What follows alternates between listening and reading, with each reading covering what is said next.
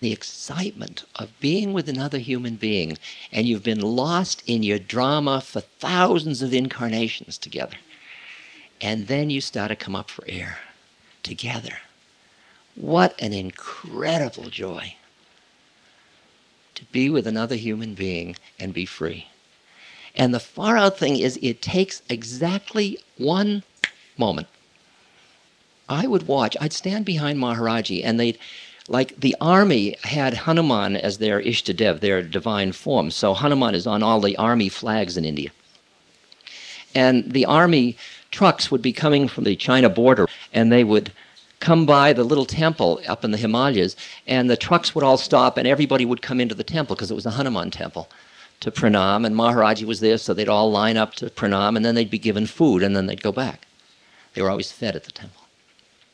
And Maharaji would be sitting there, and these army guys would be coming along, touching his feet, rushing off, touching his feet, rushing off. And he'd be talking to people, and he'd just have a foot out there, and they'd be touching his foot and rushing away, touching his foot and rushing away. Every now and then, he'd turn to somebody, and he'd say, "Your mother needs to hear from you." Then he'd go back to talking. I was standing behind him, and I watched the guy go, and then I'd watch, most of the people came by, and you saw the denseness of them being in honoring the guru. They were in a definite role game, deep in, honoring the guru, get food, go. I mean, they weren't doing it to get the food, by the way. I mean, this is a very pure situation. But every now and then, one would come and touch and look up, and you would see something happen at that moment. You just see something happen. And you knew that that whole person's life, something was going to be different from then on. And it only took that long. I realized that his business with me took that long. All the rest of it was collecting more out of my fear that something hadn't happened, which is far out. But you're more or less stubborn as to how quickly you will give up, you know? Damn it, my personality's real. I need love.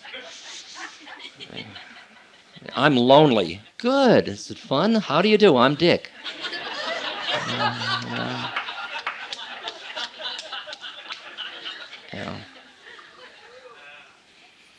She wasn't there for me when I really needed her. Oh, God. I was there for you many times before that. Boy, oh boy, you watch it, it's like, hey, everybody.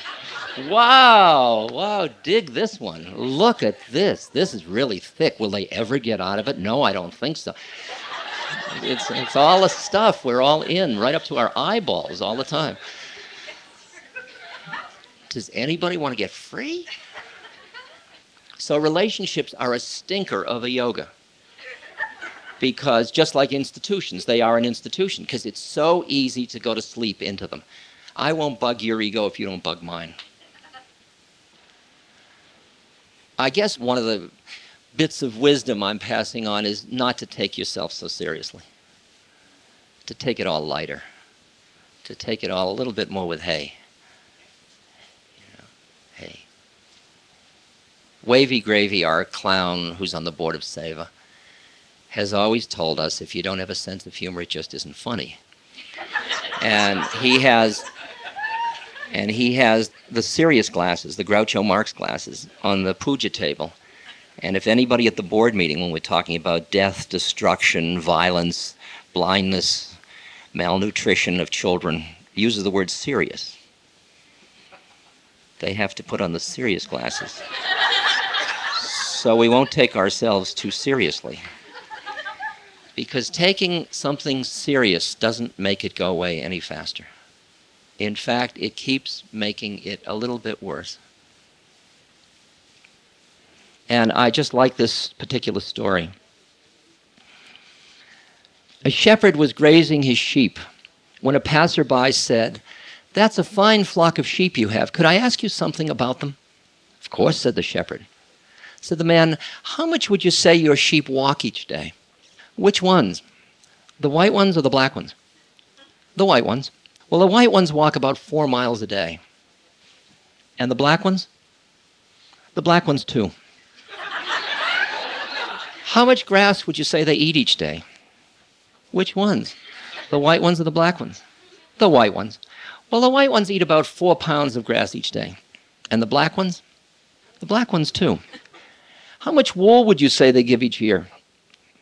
Well, which ones are you referring to, the white ones or the black ones? The white ones. Well, I'd say the white ones give some 6 pounds of wool each year at shearing time. And the black ones? The black ones, too. The passerby was intrigued. May I ask you why you have this strange habit of dividing your sheep into white and black each time you answer one of my questions? Well, said the shepherd, that's only natural. The white ones are mine, you see.